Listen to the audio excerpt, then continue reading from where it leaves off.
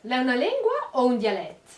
Ma dal punto di vista tipologico e linguistico, è una lingua in tal senso che è una varietà dall'italiano.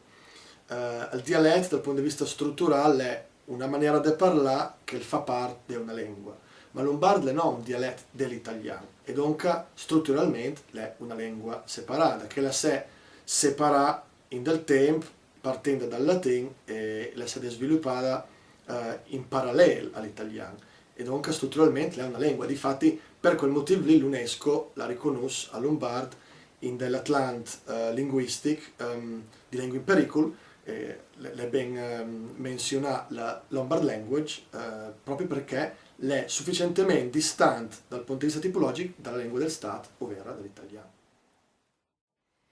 Ho leggiù più di una volta che l'italiano funziona come lingua tech per i dialetti italiani.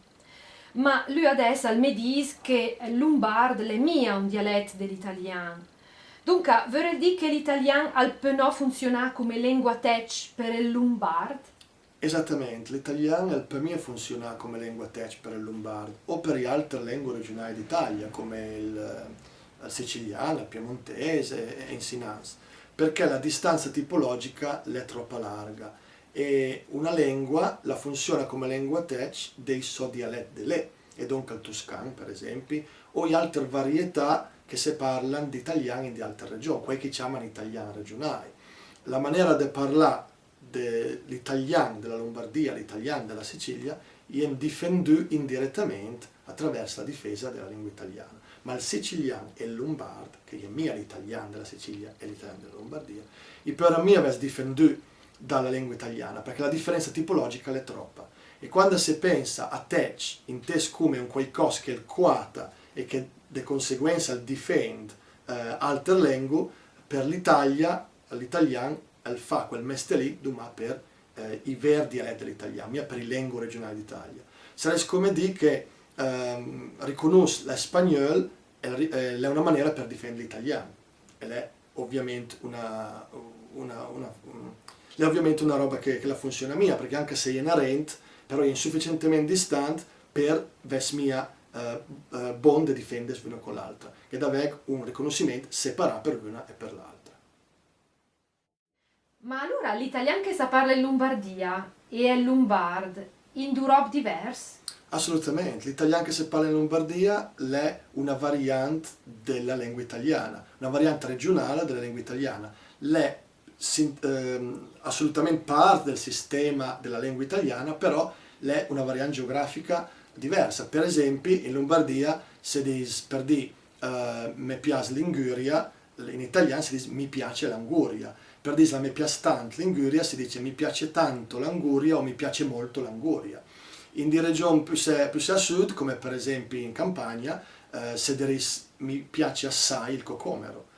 In due frasi che sono sia l'una che l'altra parte della lingua italiana, però sono diverse e sono diverse in una maniera che è geograficamente prevedibile. E quella è la definizione del dialetto di una lingua, variante geografica di una lingua.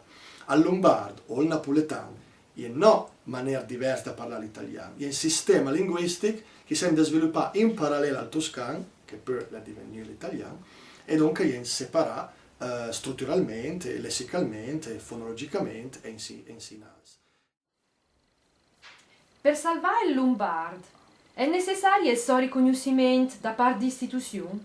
Bene, il riconoscimento di una lingua da parte dell'istituzione è sempre un passo importante.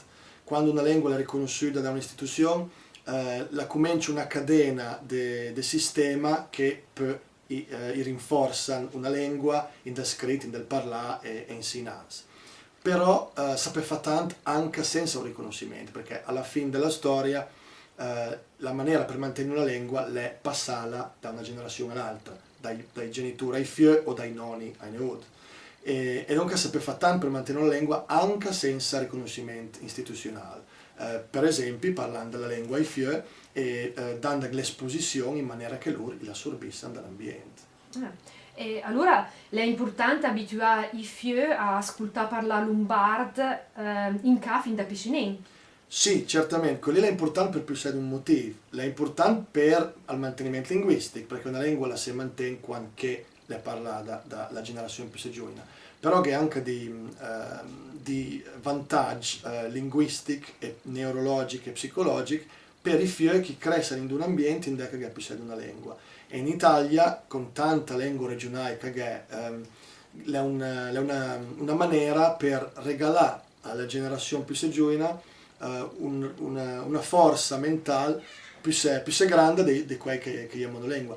E quella maniera che sarà far ascoltare sia l'italiano, che logicamente è una lingua importante per la comunicazione, che la lingua regionale in parallelo, dunque una situazione di bilinguismo come è succeduto per tanti figli della mia generazione, che era la presenza sia di una lingua che dell'altra. In quella maniera lì si mantiene la lingua, però si passa anche un vantaggio o un insieme di vantaggi psico e neurologici alla generazione nuova. E dunque anche innanzi che vada a scuola, allora? Sicuramente sì, perché la scuola è importante per l'alfabetizzazione di una lingua, per imparare la maniera di scrivere, di leggere, però i figli imprendono la sua lingua madre o i sua lingua madre, se in B o multilingui, ben prima dell'età scolastica. Imparano, diciamo, a 2 anni un figlio ha il sistema fonologico della sua lingua, o di sua lingua se viene su in una situazione multilingua.